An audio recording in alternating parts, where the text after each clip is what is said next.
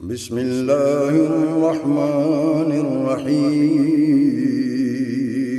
شروع اللہ کے نام سے جو بڑا مہربان نہایت رحم والا ہے۔ ایک روایت امام ابن کثیر رحمہ اللہ نے بیان کیا ہے، جس کو انہوں نے تقریباً جو لوگ نبی کریم صلی اللہ علیہ وسلم سے اب بھی معافی مانگنے کے قائل ہیں کہ جاؤ اللہ کے نبی صلی اللہ علیہ وسلم سے معافی مانگو، تو وہ اس روایت سے مسئلہ اخذ کرتے ہیں کہ ایک اعرابی رسول اللہ صلی اللہ علیہ وسلم کی روضہ مبارک کے پاس آیا اور قبر کی مٹی اپنے سر پر لگاتا ہے اور کہتا ہے کہ اللہ کے نبی صلی اللہ علیہ وسلم، اللہ تعالیٰ نے فرمایا وَلَوْ إِذْ ظَلَمُوا أَنفُسَهُمْ جَاءُوكَ، کہ نبی صلی اللہ علیہ وسلم جب یہ لوگ اپنے نفسوں پر ظلم کر دیں اور آپ کے پاس آئیں اور اللہ سے استغفار کریں گے تو اللہ تعالیٰ کو توبہ قبول کرنے والا اور رحم کرنے والا پائیں گے۔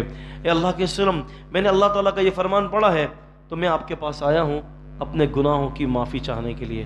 تو قبر مبارک سے آواز آتی ہے کہ اللہ نے تجھے معاف کر دیا ہے۔ یہ روایت ابن کثیر رحمہ اللہ نے نقل کیا ہے، لیکن اس روایت کے بعد جو ریمارکس دیے ہیں نا ابن کثیر نے، وہ کسی نے نہیں پڑھا۔ آپ خود واضح کر دیتے کہ یہ جھوٹی روایت ہے۔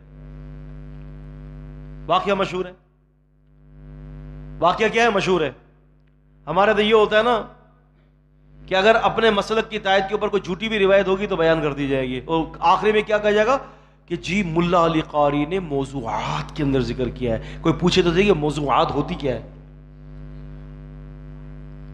اور اگر اپنے خلاف صحیح حدیث بھی ہے، نہیں بابا نہیں، کیسے ہم مان سکتے ہیں؟